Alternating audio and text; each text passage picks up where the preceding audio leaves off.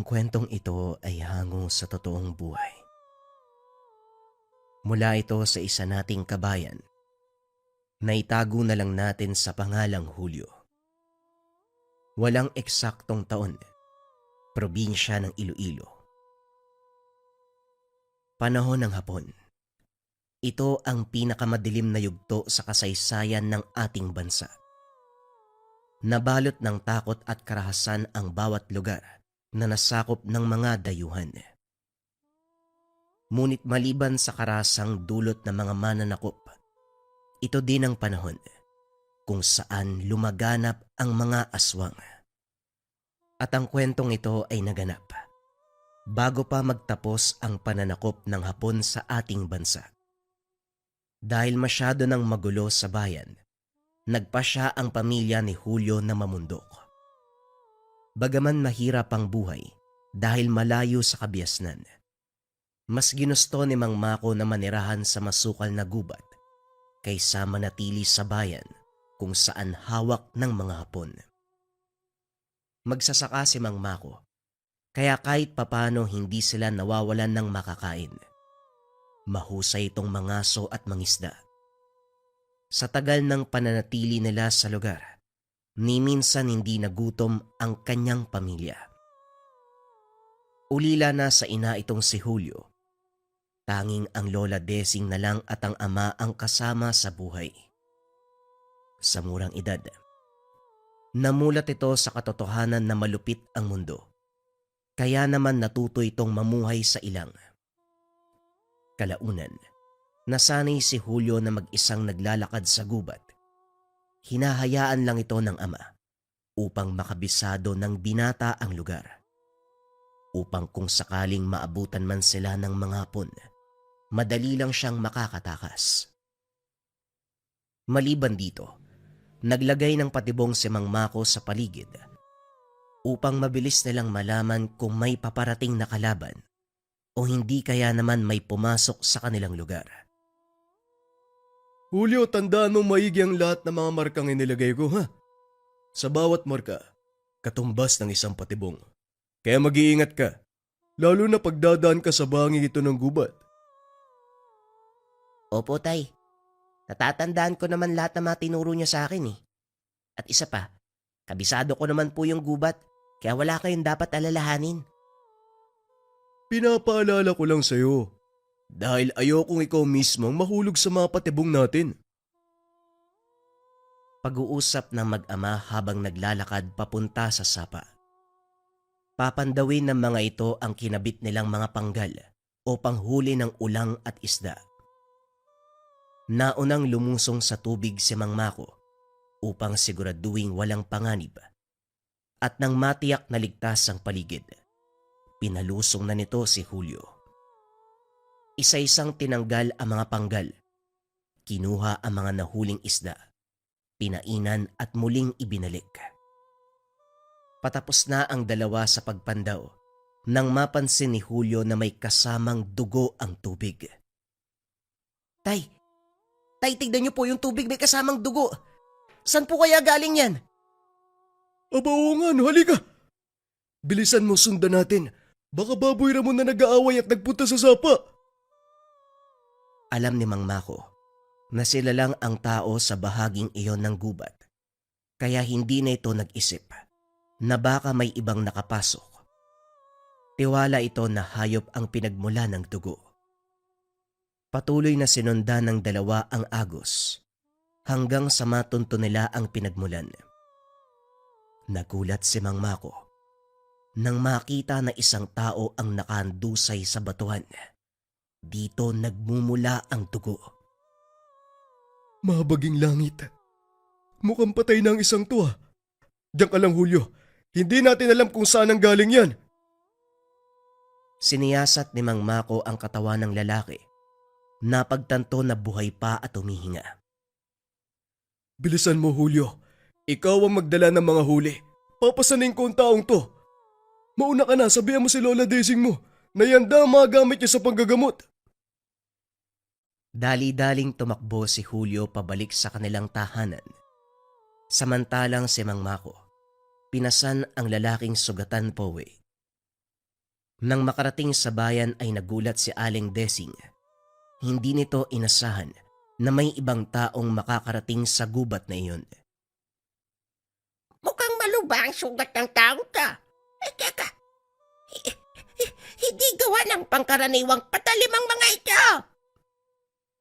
Wika ni Aling Desing habang sinisiyasat ang katawan ng lalaki. Malaki ang sugat nito na parang kinalmot ng kung anong hayop. Ano pong ibig yung sabihin ay? Kung hindi galing sa patalimang sugat na yan, ano pong may gawa nito sa kanya? Malakas ang hinala ko. Aswang ang may gawa nito sa kanya. Habang nag-uusap ang dalawa, hinalungkat ni Julio ang dalang gamit ng lalaki. Nakita ang kakaibang patalim. Isang talampakan ng haba, gawa sa buto o tinik ng isang uri ng isda. Tignan niyo po, tay. May nakita po ako sa mga gamit niya. Posible kayang ito may gawa ng mga sugat ng taong yan? Tanong ni Julio.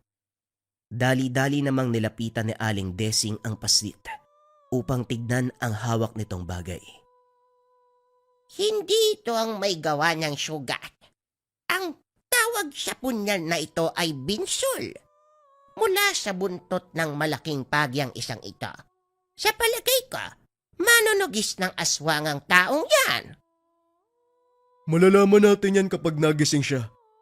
Sa ngayon ay, maaari bang gamutin yung sugat ng taong yan? Sinimulan ni Aling Desing ang gamutan. Nilinis at tinahi ang mga sugat gamit ang sariling buhok. Matapos ay binihisa nito ng malinis na kasuotan at hinayaang magpahinga. Ligtas na ang taong yan. Maswerte pa din siya at hindi ganon kalala ang mga natamo niyang sugat. Bagaman malalim, hindi ito tumama sa laman loob. Hayaan na muna natin siya makapagpahinga. 1 o 2 araw lang, siguradong magkakamalay na uli siya. Patuloy na binantayan ng lalaki. Kaso nga lang lumipas ang 2 araw. Hindi pa ito nagigising. Lalo pang tumaas ang lagnat dahil sa mga sugat. Kumuha ka ng sariwang dahon ng oringon at ilaga para ipainom sa kanya. Mabilis bababa ang lagnat ng taong ito gamit ang halamang gamot na yan. Sumunod si Mang Mako sa utos. Iniwan naman ni Aling Desing ang walang malay na lalaki sa pagbabantay ni Julio. Hulya, huwag mo siyang aalisan ng tingin. Kailangan kong kumuha ng panglangga sa sugat. Sige po, Lola. Ako nang bahala. Medyo natagalan si Aling Desing sa kusina. Kaya naman siniyasat nito ang katawan ng lalaki. Nakita ang mga tattoo. Hindi maunawaan ng paslit ang mga nakasulat, kaya hindi nagaanong binigyan pa ng pansin. Hanggang sa madako ang tingin nito sa suot na medalyon ng lalaki. Marahan niya itong hinawakan. Akmang tatanggalin na sana sa leeg ng walang malay na pasyente. Bigla nitong hinawakan ang kamay ni Julio. Napasigaw ang paslit sa sobrang gulat, kaya dali-daling bumalik sa silid ng matanda. Mabaging langit. Salamat at gising ka na. Kumusta ang pakiramdam mo? Nasaan ako? Anong ginawa niyo sa akin? Natagpuan ka ng anak ko sa gilid ng sapa. Dinala ka dito sa aming tahanan. Mabuti na lang naagapan ng mga sugat mo. Malaking pagkakamali ang pagligtas niyo sa akin. Nasaan ang gamit ko? Aalis na ako! Hindi ka pwedeng bumangon. Malalim ang mga sugat mo at maaaring bumuka kapag puwersa mo. Pero delikado kung mananatili ako sa lugar na ito. Baka pati kayo ay madamay. Hindi kita maunawaan. Ipaliwanag mo ng mabuti ang sinasabi mo. Tinutugis ako ng mga aswang dahil napatay ko ang kanilang pinuno. Hindi ko kinaya ang lakas nila, kaya tumakas ako. Sinasabi ko na nga ba? Isa kang manunugis. Ipagpaumanhin mo, pero hindi ka pa maaaring tumayo dyan sa higaan mo. Ako ang magtatakda kung kailan ka pwedeng bumangon. Bakit mo ko pinagbabawalan? Dahil nandito ka sa loob ng pamamahay ko. Habang nag-uusap ang dalawa, narinig ni Mang Mako mula sa labas ang diskusyon, kaya dali-dali itong pumasok. Nay, ano? Aba, gising ka na pala. Ay, salamat naman. Kumusta ang pakiramdam mo? Eto, maayos na. Kaya hayaan niyo ako makalis. Naku, pasensya na. Hindi namin pwedeng gawin yun eh. Maluba ang mga tama mo na maaaring bumukas kapag pinilit mo pang tumayo. Magpahinga ka muna. Magluluto lang ako ng masarap na sariwang isda para may makain ka. Muling nahiga ang lalaki. Ipinagpatuloy ni Aling Desing ang paglanggas sa mga sugat nito. Hindi ako makapaniwala. Makakaligtas ka sa ganong kalagayan. Pambihira yung katawan mo. Ano nga pala ang pangalan mo? Goryo ang pangalan ko. Maaari mo bang ipaliwanag sa amin kung ano nangyari? Siguro, hindi niyo na kailangan malaman ang tungkol doon. Bakit naman? Alam namin na isa kang manunugis. Wala kang dapat ikaya. Ay, nako. Kaya ayoko nakikisalamuha sa ibang tao. Sige na nga, ipapaliwanag ko. Sinimulan ni Goryo ang kwento. Ayon dito, 4 silang magkakasama. Tinugis nila ang pinuno ng mga aswang na nanggugulo sa mga baryo. Nagawa man itong patayin, ngunit hindi tumigil ang mga kasama nito sa paghabol sa kanya para makaganti. Sa kasamaang palad, namatay ang 3 sa mga kasama ni Goryo at tanging siya lamang ang naiwan. Tumakas ito papunta sa kabundukan, pero dahil sa malubhang sugat, hindi na nito kinaya, nawalan ng malay sa pangpang. Alam mong mapanganib ang trabaho ng isang manunugis. Pero bakit mo pa rin itinutuloy? Hindi lang para sa akin ang ginagawa ko. Pinatay ng mga aswang ang aking asawa at kapatid. Gusto kong gumanti. Pero saan ka dinala ng paghihigante? Hindi ba sa kapamakan? Kasama sa tungkulin ko ang panganib. At tanggap ko na kung sakaling mamatay man ako habang ginagawa kong bagay na to. Pero hindi pa rin sapat ang dahilan mo para ibuwis ang sariling buhay, Goryo. Nga pala, ako si Mako. Pwede mo akong tawagin Mang Mako. Eto naman si Julio, nag-iisa kong anak. At ang matandang to ang nanay ko. Gaya mo, pinatay din ng aswang ang ina ni Julio. Pero pinasadyos ko na lang ang lahat. Huwag mo kong itulad sa inyo. May hina lang ang nagsasabi ng ganyan. Tama ka naman. Mahina nga lang ang nagsasalita ng ganito. Pero sa tingin mo malakas ka na? Mahina rin ang pangangatawan ko. Pero hindi ko yung tinignan na hadlang. Gusto ko may pagiganti ang pamilya ko at sapat ang aking dahilan para gawin yun. Kahit ito pa maging dahilan ng aking kamatayan. Hindi ko talaga maintindihan kung bakit may mga kagaya mong tao. Hindi mo na kailangang intindihin. Mas makakabuti pa kung hayaan niyo ako makalis sa lugar na ito. Huwag matigas ang ulo. Hindi pa magaling ang mga sugat mo. Walang nagawa ang binata kung hindi sundin ang sinabi ni Mang Mako at Aling Desing. Nanatili ito sa lugar habang nagpapagaling. Kalaunan napagtanto ni Goryo na napakapayapa ng bahaging iyon ng kagubatan. Kaya naman nagtanong ito kay Julio. Boy, halika dito. May itatanong ako. Ano po yun? Napapansin ko lang. Tahimik yung lugar nyo, no? Kahit merong mabangis na hayop, parang walang naliligaw. Dahil yan sa mga nilagay nila lola na baging sa paligid ng bakod. Walang nakakapasok na mga hayop eh. Kahit nga po aswang, takot lumapit sa amin. Baging? Anong klaseng baging yun? Hindi ko po alam ang tawag. Tara po, tignan nyo.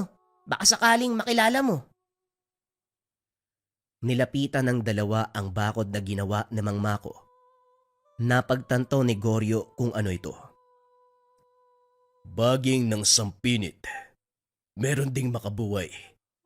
Mabisa nga itong pangtaboy ng mga mababangis na hayop, pati na rin ang aswang.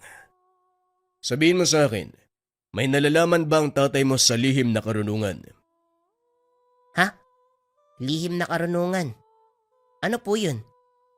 Mga bagay na tungkol sa gimat, mutya, dasal, at kung ano-ano pa. Ah, ganun po pala yun. Wala po eh. Si Lola Desing, manggagamot sa baryo namin. Babaylan po kasi yun. Kaya naman pala napakagaling niyang manggamot. Opo, marami pong alam si Lola. Lalo na sa pagtawag ng mga espiritu. Isa din po yun sa dahilan kung bakit tahimik ang lugar na to. Pinapaligiran tayo ng mga kaibigan ng lola ko. Ganun ba? Mukhang swerte pala ako. Nasaan ang Lola Desing mo? Nasa likod po yata ng bahay, baka naglalaba. Dali-daling umalis si Goryo upang puntahan ang matanda. Dinala niya ang punyal. Bagay na pinagtataka naman ni Mang Mako, kaya sinundan niya ito. Goryo, anong kailangan mo? Sinabi po sa akin ni Julio na mula daw po kayo sa angkan na mababaylan. Gusto ko po sanang basbasan niyo ang punyal na ito. Pakiusap, Aling Desing. Kailangan ko po ito para maging malakas. Ito talagang si Julio kahit kailan. Hindi marunong manahimik. Ay naka, pero sa isang kondisyon, magiging estudyante kita. Oh, bakit naman kailangan ko pa mag-aral? Mahalagang matutunan mo ang pamamaraan naming mga babaylan nang hindi ka lang nakaasa sa suot mong medalyon. Hindi naman lahat pero kadalasan, iniiwan ng gamit nila sa ere. Pero kung may kakayahan kang kumonekta sa kalikasan at maririnig mo ang boses nila, mas mapag-iibayo mo ang iyong lakas. Kung ganun po, sanayin niyo ko, Aling Desing. Tignan natin kung papasa ka sa pagsubok na ibibigay ko. At kapag nangyari yon, tuturuan kita kung paanong gagamitin ang lakas ng kalikasan. Ano naman po ang pagsubok, Aling Desing?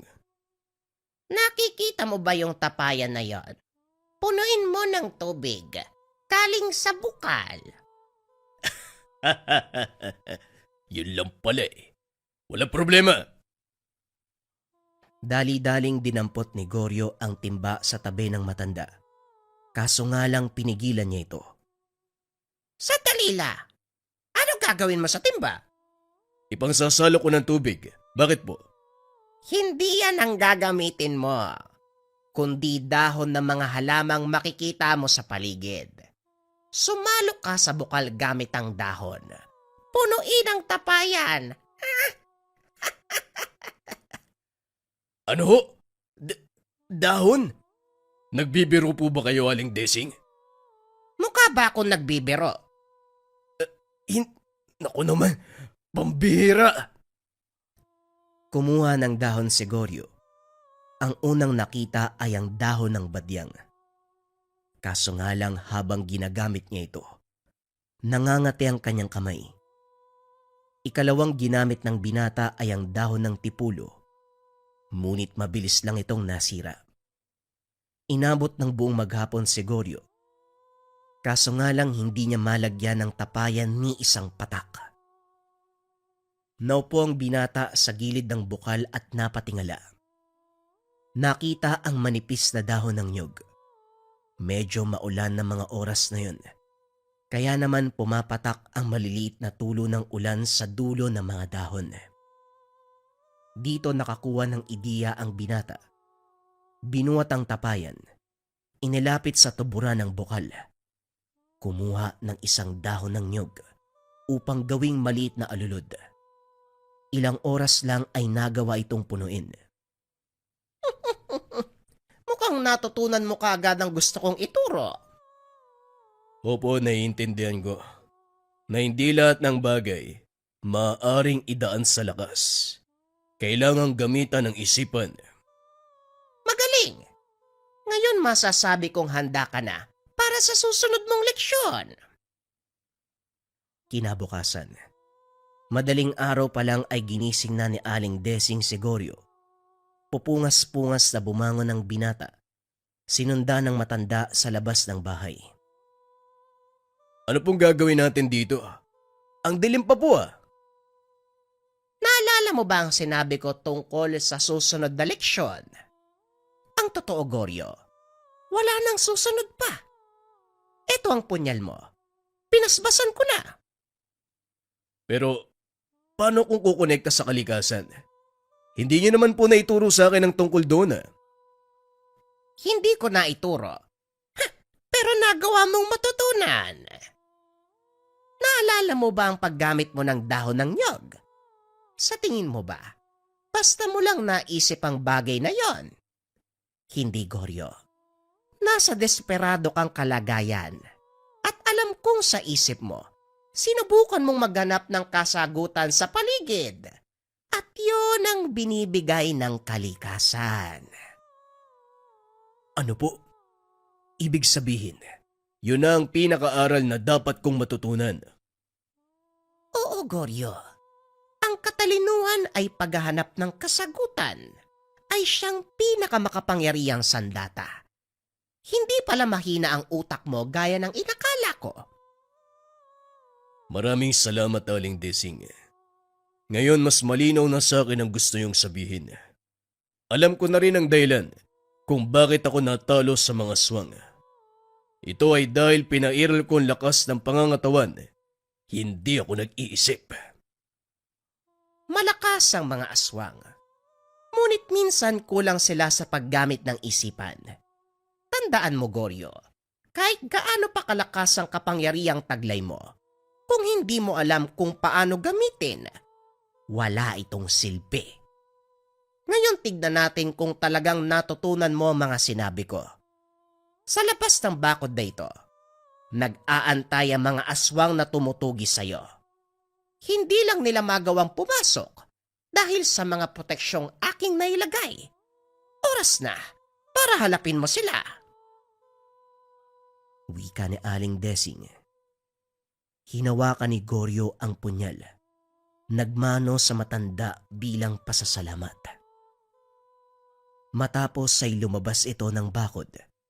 Hindi nga nagkamali si Aling Desing dahil nag-aantay doon ang ilang mga aswang. Inakala ni Goryo na siya lang mag-isa ang haharap sa mga yun. Pero laking gulat nito nang magpakita si Mang Mako. Sayang naman yung laki ng katawan ko kung manonood lang. At isa pa, matagal na akong hindi pinagpapawisan eh. Mang Mako, sigurado po ba kayo? Hindi ako tatayo dito kung hindi ko kayang makipag-umpugan sa mga aswang. Halika na. Ano pang inaantay mo? Sugod na, Manong. Mag-iingat po kayo. Ikaw din. Ito na ako. Sabay sumugod ang dalawa. Laking gulat ni Goryo. Napakalakas ni Mang Mako. Hinawakan nito sa braso ang isa sa mga kalaban. Ibinalibag sa puno. Rinig ng binata ang pagkabali ng mga buto. Sunod-sunod na sumugod ang mga aswang. Sinalubong naman ito ni Goryo gamit ang kanyang punyal. Isang maliit na sugat mula dito, maaaring magdulot ng matinding parusa sa katawan ng aswang. Nagpatuloy ang sagupaan ng dalawa. Hanggang sa ilan na lang ang nagpapakita. Ang iba ay nakatago na sa mga puno, nag-aantay ng pagkakataon. Goryo, bakit hindi mo gamitin yung mga tinuro sa'yo ni nanay? Ipinikit ni Goryo ang mga mata. Sinubukang maging payapa ang isipan. Huminga ng malalim, pinakiramdaman ng paligid. Narinig nito ang mahinang awit mula sa mga puno at pagdilat ng mga mata. naglabasan ang mga nilalang na naninirahan sa gubat. Sinugod ng mga ito ang aswang, kahit ang mga nakatago ay hindi na nakaligtas. Ang ilan sa kanila ay kinain ng lupa at ang iba naman ay nabitay gamit ang mga baging na nakasabit sa sanga ng mga kahoy. Halos walang natira sa mga ito, maliban sa iisang aswang na nakatayo sa harapan ni Goryo. Marius, itigil mo na to. Tapos na ang laban. Hindi ito matatapos hanggat nabubuhay ako. Tama na. Kung magpapatuloy pa ang laban, mauubos kayo ng tuluyan. Ikaw na lang ang nalalabing purong dugo. Kaya habang may oras ka pa, umalis ka na. Huwag mo akong turuan sa mga dapat kong gawin, tao! Wika ng aswang sabay sugod kay Goryo. Sinalubong ito ng binata. Itinutok ang punyal sa leeg ni Marius. Direktang tumarak ang patalim, dahilan para tuluyan itong bawian ng buhay. Binigyan kita ng pagkakataong makaalpas, pero pinili mo pa rin lumaban. Isa kang hangal. Matapos ang gabing yun, tuluyang umatras ang natitirang mga aswang. Hindi na sila nanghas na lumaban, lalo pa nang makitang wala ng buhay ang kaisa-isang purong dugo. Sa kaloob-looban ni Goryo, hindi nito maunawaan kung bakit nakaramdam siya ng awa sa mga namatay na aswang. Normal na makaramdam ka ng awa sa kanila. Ang mga aswang ay bahagi ng ating mundo, bahagi ng kalikasan. At dahil konektado ka sa kanila, mararamdaman mo ang pagdadalamhati ng lahat ng elemento. Pero huwag kang makonsensya.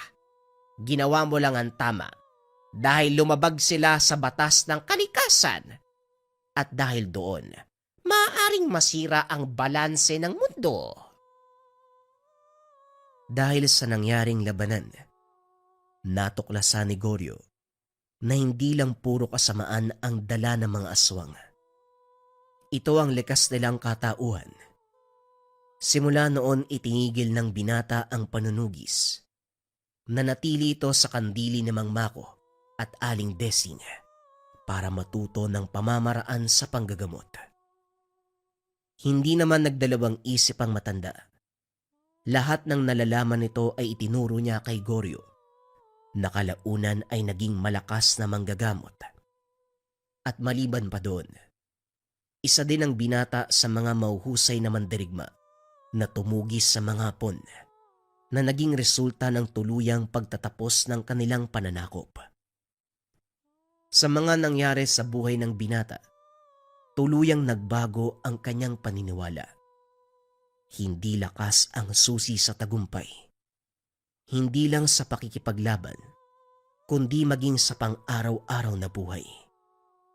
Kailangan mong gamitan ng isipan dahil sa lahat ng aspeto, ito ang pinakamalakas na uri ng sandata. Ang susunod na kwento ay bagong storya pa din mga kabayan. Ito ay tungkol sa antengerong manunugis. Simulan na ang storya. Ang kwentong ito ay hango sa totoong buhay. Mula ito sa isa nating kabayan na itago na lang natin sa pangalang Elias. Walang eksaktong taon. Davao del Norte. Lumaki at namulat sa mundo ng panggagamot itong si Elias. Ulila sa ama at ina.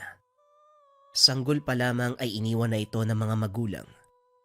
Isang matanda na nagngangalang Baltasar ang nag-alaga sa kanya. Simula nang nagkaisip, sinabi na ng matanda ang katotohanan na hindi siya ang totoong magulang ni Elias.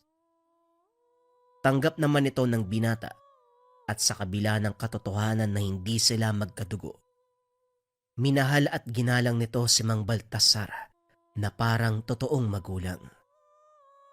Itinuro ng matanda ang lahat ng nalalaman kay Elias hanggang sa umabot sa mataas na antas ang kaalaman ng binata. Sa kabila ng mga nalalaman, ni minsan hindi ito sumubok na manggamot. Sa halip ay naghanap ito ng trabaho para masuportahan si Mang Baltasar. Hindi naniningil ang matanda sa ginagawang panggagamot. Masaya na ito sa pasasalamat ng mga taong natutulungan.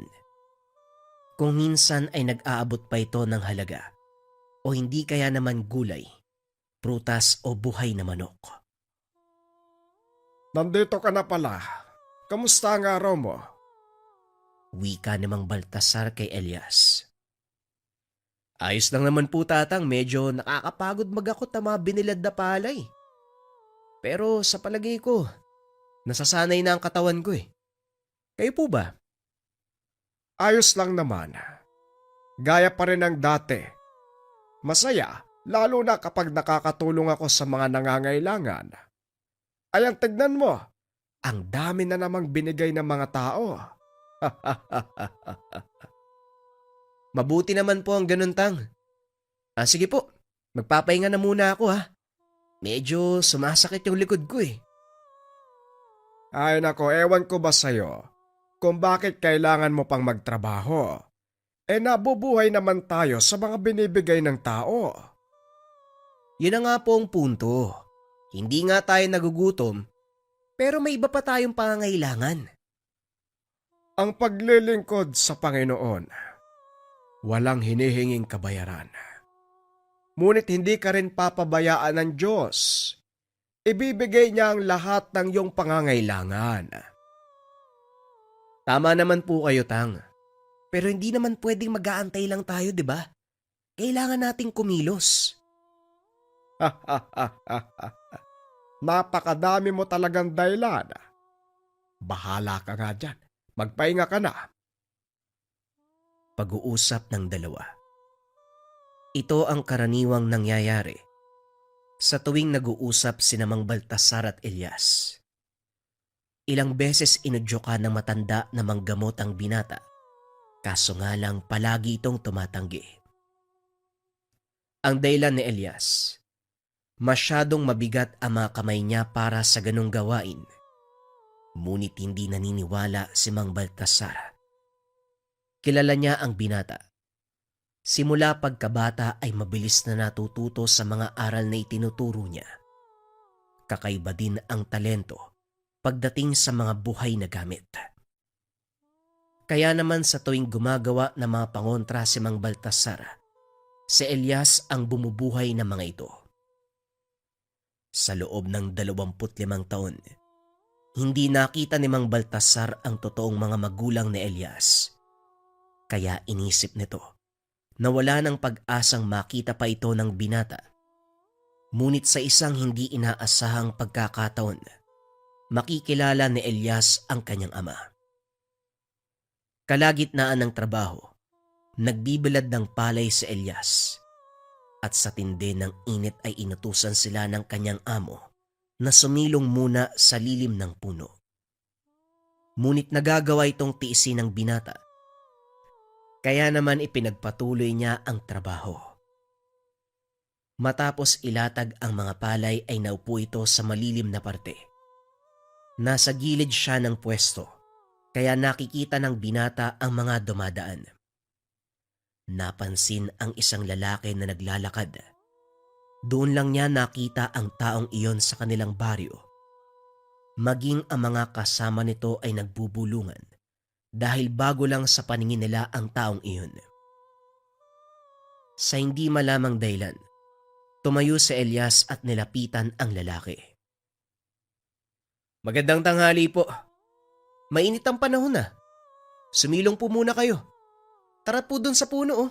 May baon ako malamig na tubig. Maraming salamat, ang totoo niyan. Kanina pa ako nauuhaw eh. Hindi ko alam kung anong lugar to eh. Mukhang naliligaw pa yata ako. Saan ka ba pupunta? Sa Sitio Napnod. Ito kasi ang tinurong daan sa akin eh. Anong baryo ba to? O ito ang tubig, uminom ka muna. Nandito ka na sa Sitio Napnod eh. Sino bang hinahanap mo? Isang matandang manggagamot. Nakalimutan ko ang pangalan niya, pero kilala siya sa bansag na Tazan.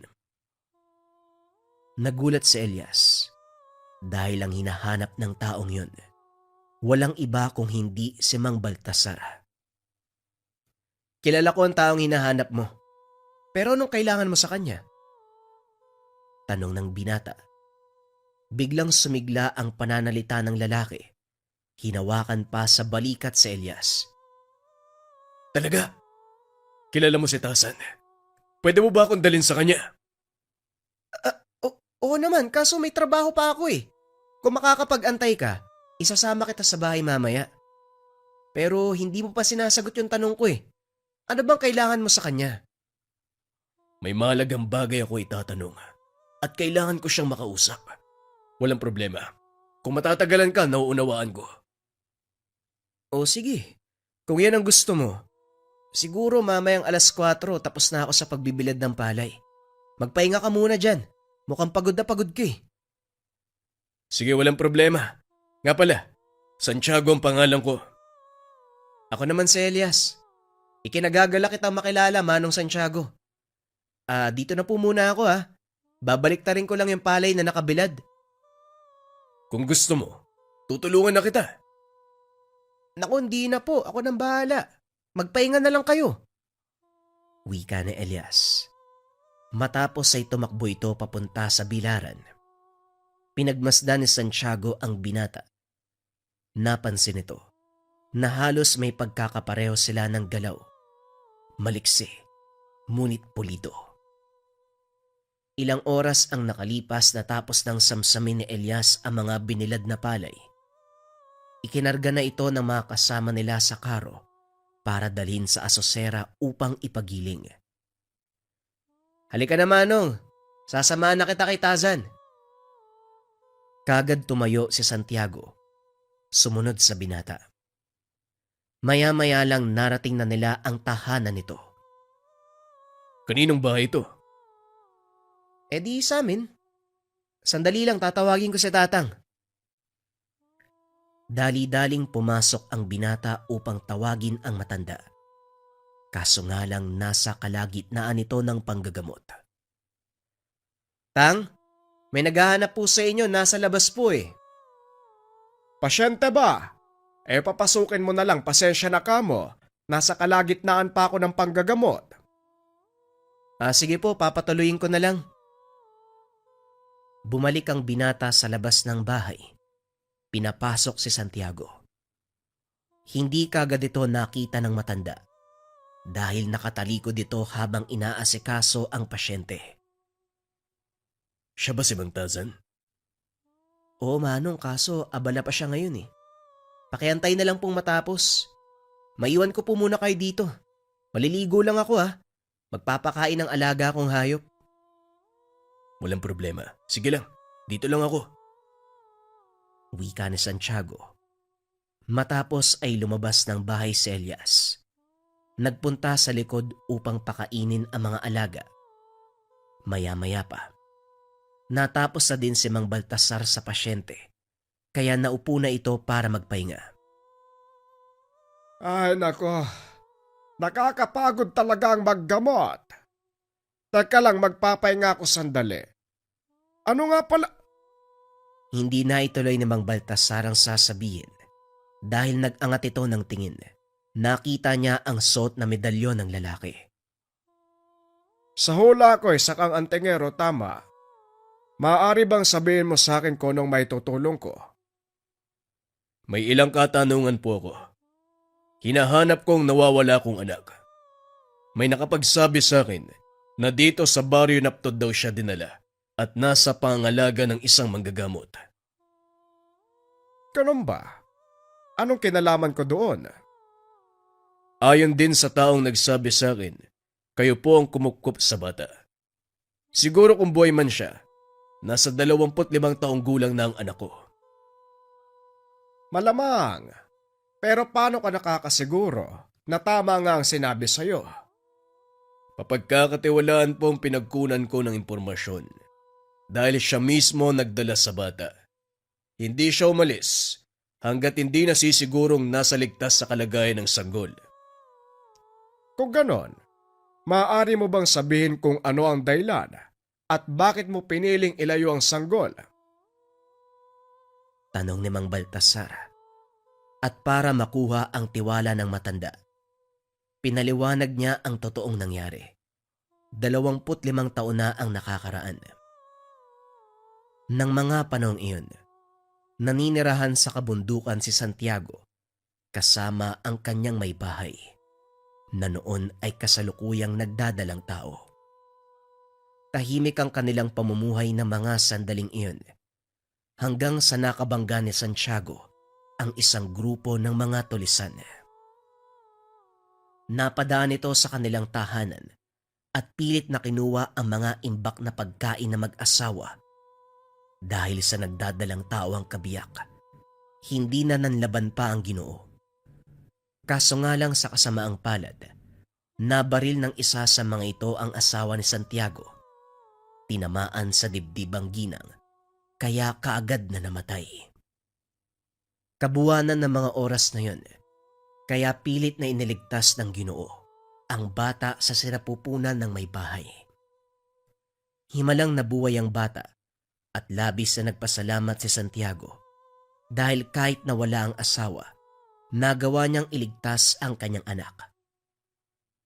Dahil sa masakit na pangyayari, inisip ni Santiago na gantihan ang mga tulisan na pumatay sa kanyang ama. Ngunit hindi niya ito magawa dahil nangangamba siyang balikan ng mga ito at madamay ang sanggol.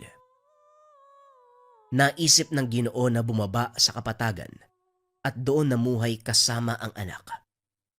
Ngunit sadyang sinusundan ng kamalasan si Santiago dahil muli nitong nakasagupa ang mga tulisan.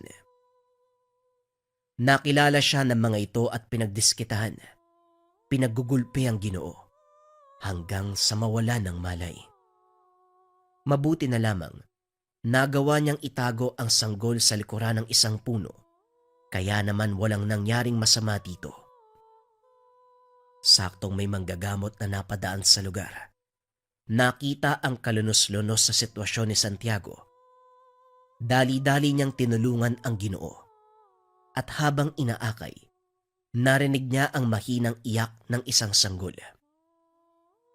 Hinanap ng manggagamot ang pinanggagalingan ng iyak. Nakita nito ang anak ni Santiago. Nakalagay sa basket at balot ng mga lumang damit. Aba, kaninong anak to? Wika ng manggagamot. Dito na sumagot si Santiago habang pilit na itinatayo ang sarili. Anak ko yan! Anong sinabi mo, anak mo? Teka, ano ba nangyari sa'yo? Mga tulisan, pinatay nila ang asawa ko. Mukhang alam ko na kung bakit ka nandito. Halika, sumama kayo sa akin ng sanggol na ito. Gagamutin ko yung mga sugat mo.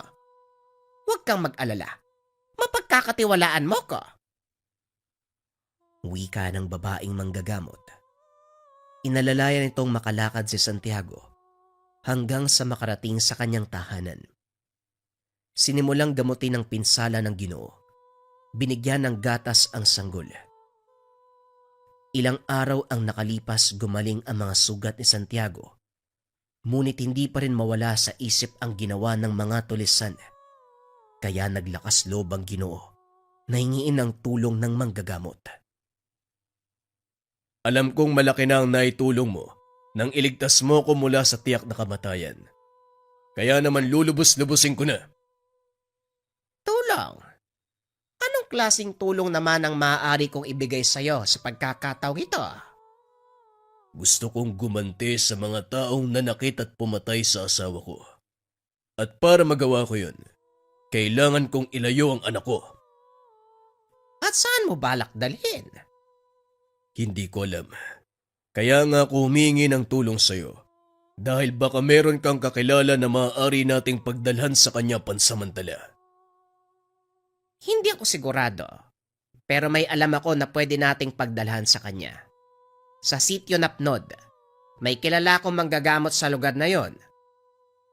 Kahit saan, ang mahalaga manatiling buhay ang anak ko. at malayo sa kapamakang maaaring maging bunga ng gagawin ko. O sige, tutulungan kita. Pero paano mo naman isasagawa ang paghiganti?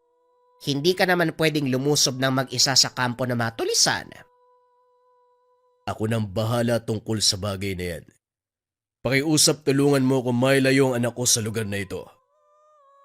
Kaya ng sinabi ko, ako nang bahala. Kailan mo balak simulan ng plano? Sa lalong madaling panahon. Bukas na bukas, pupunta ako sa sitio Napnod para siguraduhin naroon pa ang taong yon. Pagkatapos nun, doon ko dadali ng anak mo. Kinabukasan, maagang umalis si Alicia. Nakabalik kinagabihan. Magandang balita. Naroon ang kakilala ko at isa din siyang albularyo. Kaya sisiguraduhin kong mabuti siyang tao. Kung ganun, pumapayag ako na dalhin mo ang anak ko sa taong yan. Bukas ko siya dadalhin sa sitio Napnod. Magpaalam ka na sa anak mo. Pero teka, ano nga pala ang pangalan ng batang to? Siguro ang taong pagdadalan mo na lang ang bahala.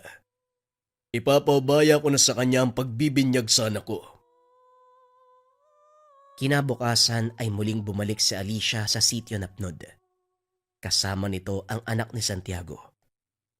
Bagaman masakit sa Ginoo ang mawala ng anak, kinakailangan niya itong gawin para masigurado ang kaligtasan. Nang makarating sa sitio Napnod si Alicia, nagabang ito sa palaging dinadaanan ni Mang Baltasar. Saktong wala ng tao sa lugar na yon ng ganong oras, kaya walang makakakita sa gagawin niya.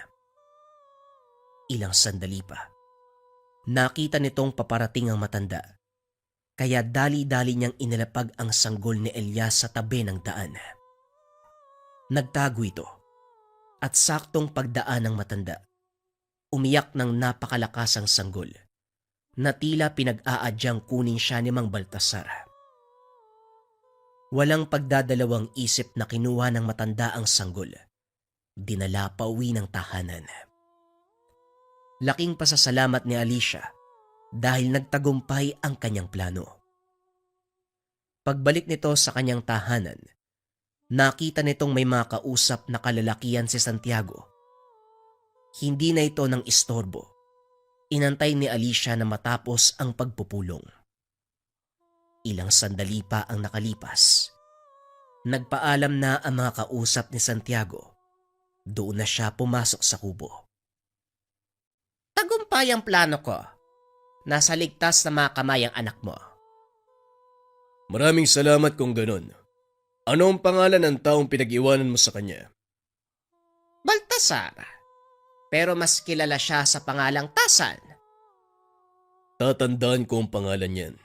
Maraming salamat, Alicia. Pag-uusap ng dalawa. Nang mga sumunod na araw, napag-alaman din ni Santiago kay Alicia. Isinagawa nito ang kanyang mga plano. Mahabang panahon ang ginugol nito sa pagpapalakas. Sa mga panahong iyon, nag-aral ng lihim na karunungan si Santiago bilang proteksyon sa sarili. Kalaunan ay nagtagumpay sa paghiganti. Nabigyan ng hustisya ang kamatayan ng kanyang asawa. Ilang taon pa ang nakalipas. Tuluyang naging mapayapa ang lahat. Dito na naisip hanapin ang kanyang anak. Balik tayo sa kasalukuyan. Si Alicia pala ang nag-iwan ng sanggol sa gilid ng daan. Kumusta naman ang babaeng yon? Hindi na kami uling nagkita eh. Matapos kong gawin ang mga plano ko, wala na akong narinig patungkol sa kanya. Misteryosa talaga ang babaeng yon. Pero balik tayo sa sanggol. Ang binatang kasama mo kanina, siya si Elias. Oo nga po. Nagkakilala kami kanina. Kakaiba talaga maglaro ang kapalaran, ano? Bakit po? Ano pong ibig niyong sabihin? Si Elias at ang sanggol na iniwan ni Alicia, 25 taon na nakakaraan. ay iisa. Nanlaki mga mata ni Santiago nang malamang si Elias pala ang hinahanap. Sumilip ito sa bintana upang pagmasdan ng anak. Hindi ko alam kung may mukha pa akong iharap sa kanya matapos ko siyang iwanan. Madaling magpaliwanag sa anak mo. Kailangan nyo lang mag-usap ng masinsinan. Hindi ko po alam kung saan ako magsisimula, Tatang Tazan. Huwag kang mag-alala. Ako nang bahala doon. Pero kailangan mong tapusin ang pagpapaliwanag. Sandali lang at tatawagin ko siya. Lumabas ang matanda sa tahanan upang tawagin si Elias. Kagad namang lumapit ang binata at naupo sa harapan ni Santiago. Unti-unting nakikita ng Ginoo ang pagkakatulad nilang dalawa sa paraan ng pag-upo at sa paraan ng pagsasalita. Makinig kang mabuti sa mga sasabihin ko. Ang taong ito, alam kong nagtatanong ka, hindi ba? Kung sino ang totoong magulang mo. Matagal ko na pong kinalimutan yung tatang. Siguro ayoko na nga ding hanapin eh. Kaya nga makinig kang mabuti. Dahil may mga bagay akong gustong sabihin sa iyo tungkol sa kanila. May kinalaman po ba dito si Manong Santiago? Malaki, Elias, at kailangan mo itong malaman nang maging malinaw sa iyo ang lahat tungkol sa totoong nangyari sa mga magulang mo. Ang taong ito ay walang iba kung hindi ang tunay mong ama. Nanlaki ang mga mata ni Elias. Hindi niya naisip na ang taong noon lang nakilala ay ang ama na matagal nang hinahanap. Ikaw? Pero paano nangyari yun? Ang tagal mong hindi nagpakita tapos ngayon, magpapakilala ka na tatay kita? Alam kong malaki ang pagkakasala ko sa iyo. Inuna ko ang sariling interes. Pinili kong ipagiganti ang nanay mo. At dahil doon, mahabang panahon ang sinayang ko na sana'y nasa poder kita at ginagabayan. Paano mo ngayon nasasabi sa akin yan? Hinayaan mo nga mamatay yung nanay ko eh. Makinig ka sa mga sinasabi ng tao, Elias. Maging rasonable. Makikinig po ako, tatang. Hindi ko lang matanggap. Kung kailan hindi na kita hinahanap, doon ka pa magpapakita. Anong klaseng magulang ka? Wika ng binata sabay takbo palabas ng tahanan. Habulin pa sana ito ni Mang Baltasar, pero pinigilan siya ni Santiago. Elias, bumalik ka ditong bata ka.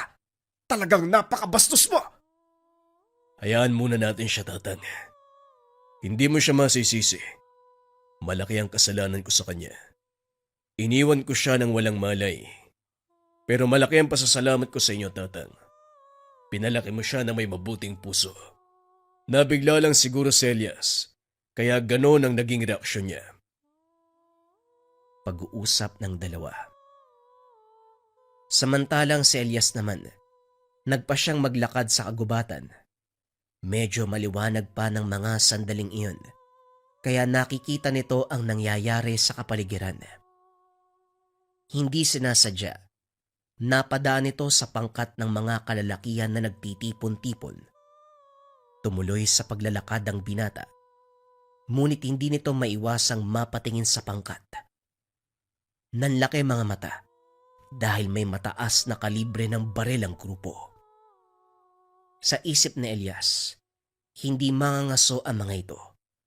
Hindi naman ganon ang baril na dinadala ng mga mangangaso sa kanila. Dali-daling umalis ang binata at para hindi mapansin, gumapang pa si Elias. Ngunit sa kasamaang palad, naapakan nito ang isang tuyong sanga, dahilan para maglikha ng ingay. Nagsipagtayuan ang mga kalalakihan bitbit ang kanilang baril. Sinipat ang paligid. Talasan niyo mga mata. Baka may mga sundalo paparating. Hindi kalayuan ang kabersera mula sa lugar na ito. Wika ng isa sa mga lalaki. Ito ang pinuno ng pangkat dahil siya ang nagbibigay ng utos sa mga kasama. Hindi kumilos si Elias para hindi mapansin ng mga armadong kalalakian. Laking pasasalamat ng binata dahil hindi siya nakita ng mga ito. Naglakad palabas ng gubat ang grupo. Napansin ng binata sa kabesera ng baryo ang kanilang punta. Alam ng binata na hindi maganda ang pakay nila. Kaya naman nang masigurong wala na ang mga armado, dali-dali siyang umalis sa lugar. Ginamit nito ang isa pang daan paikot sa gubat, kaya mabilis na nakarating sa kanilang tahanan. Oh, anong nangyari sa'yo? Bakit namumutla ka? Tanong ng matanda. Dahil nakita nito na tila para bang hinabol ng 10 demonyo ang binata. Tang, mukhang sasalakayin tayo ng mga tulisan. Tugon ni Elias. Pero ayaw maniwala ni Mang Baltasar sa sinabi nito. Anong tulisan? Sa panahon na to, wala nang mga tulisan. Kaya sabihin mo sa akin ang katotohanan. Anong kalokohan ang ginawa mo? Hindi po ako nagbibiro, Tatang. Totoo ang sinasabi ko. Ngayon kung hindi kayo kakilos, ako ang gagawa ng paraan para pigilan sila sa gustong... Hindi na ituloy ni Elias ang sasabihin. Biglang umalingaw-ngaw ang malakas na pagsabog. Sa palagay ko, totoo ang sinabi ni Elias. Matagal na panahon na ako nakipaglaban sa mga tulisan. Kaya alam ko ang kilos nila. Elias, huwag kang susugod na mag-isa. Hindi natin alam kung ilan sila. At meron silang kakayahan na gumamit ng mga orasyon. Bakit naman ako makikinig sa'yo? Kung marunong sila sa lihim na karunungan, makakasigurado din ako na mas mataas ang nalalaman ko. Wika ng binata sabay takbo sa imbakan na mga gamit. Kumuha ng mahabang itak at ilang peraso ng punyal, sabay titig kay Santiago. Ano? Tatayo ka na lang ba dyan? Tanong ng binata. Nagulat si Santiago sa sinabi nito. Teka, antayin mo ko! Mabilis itong tumakbo upang sundan ng binata. Habang nasa daan ay nagkakarga ito ng pangdepensa, pati na rin ng pangproteksyon. Natatanaw pa nito si Elias. Ngunit ilang sandali ang nakalipas. Biglang nawala sa kanyang paningin ang binata. Saan kaya nagpunta yun? Hinanap nito si Elias. Pero hindi matagpuan ni Santiago ang binata. Lingid sa kalaman ng Ginoo na may taglay na malakas na sabulag ang anak. Maya-maya lang, natanaw na nila ang pangkat ng mga tulisang nanggugulo sa bayan. Nagtago sa gilid ng isang kubo ang Ginoo upang pagbasdan ang mga nangyayari. Pero laking gulat nito nang biglang bumagsak ang isa sa mga tulisan. Hindi ito napansin ng mga kasamahan dahil abala ito sa ginagawa. Tinipon ng mga ito ang kababaihan at mga bata. Pinaupo sa gitna ng kalsada. Binantayan ng ilang armado ang mga ito. Kaya nahirapan si Santiago na pasukin ang kanilang depensa upang iligtas ang mga bihag. Hanggang sa mapansin ito, isang anino. Kumikilos sa likod ng mga kalaban. Isa-isang nagbagsakan ng mga ito. Saka pa lamang napagtanto ni Santiago na ang aninong iyon, walang iba kung hindi si Elias. Napansin ng mga kalabang patay na ang ilan sa mga kasama, kaya naman nataranta ang mga ito. Hinanap kung sino ang may gawa. Kinuha ni Santiago ang pagkakataon para sumugod. Binunot ang 2 punyal mula sa likuran. Isa-isang pinabagsak ang mga kalaban. Namukha nito ng pinuno, kaya kagad siyang tinawag. Santiago, walang iya ka. Hanggang dito ba naman sinusundan mo kami? Ikaw pala, Kanor. Pasensya na. Mukhang malakas lang talaga ang pangamoy ko pagdating sa inyo. Hindi ka ba talaga hihinto sa pakikialam sa amin? Ito na ang araw na pupugutan kita ng ulo. Hindi yan sinasabi, Kanor. Ginagawa yan. Wika ni Santiago sabay sugod. Habang tumatakbo, pinapaulanan ng bala ng mga tulisan. Ngunit ni isa sa kanila ay walang tumama. Nang magpang-abot si Kanor at Santiago, habang nagbubuno ang mga ito, isa-isang pinapatakas ni Elias ang mga bihag. Pinagpapapatay ang mga nakabantay dito. Bagyang napatingin si Kanor sa mga kasamahan. Nakitang iilan na lang ang nakatayo. Mga walang hiya talaga kayo. Inubos niyo ang natitira kong kasapi. Wika ni Kanor. Desperadong makalis sa lugar. Kaso nga lang hindi niya magawang makaalpas kay Santiago. Hindi ka nag-iisip, Kanor. Maling baryo ang pinasok mo. Kung sakaling wala man ako dito, hindi pa rin kayo uubra dahil sa binatang ito. Wika ni Santiago, sabay turo kay Elias. Nagsama ka pa ng isang pakialamero. Wika ni Kanor sabay sugod kay Santiago. Sa kasamaang palad, naunahan nito ng Ginoo. Tinamaan ng saksak sa tagiliran ang tulisan, dahilan para bumagsak. Ilang beses na kitang binalaan, pero hindi ka pa rin nakinig. Binigyan pa kita ng pagkakataong tumakas, pero nandito ka na naman. Pasensya na, Kanor, pero mukhang dito kay lilibing sa lupay na ito. Hindi na nakasagot si Kanor. Hinahabol nito ang hininga hanggang sa tuluyang bawian ng buhay. Nagawa na ring talunin ni Elias ang mga kasama. Isa-isang tinignan ng mga ito. Dinala sa pagamutan ang mga sugatan. Marami ang namatay, ngunit laking pasasalamat ng mga ito dahil naagapan ang mas malalang kaguluhan. Ilang sandali pa ang nakalipas ay dumating si Mang Baltasar kasama ang isang babae. Napatingin si Santiago.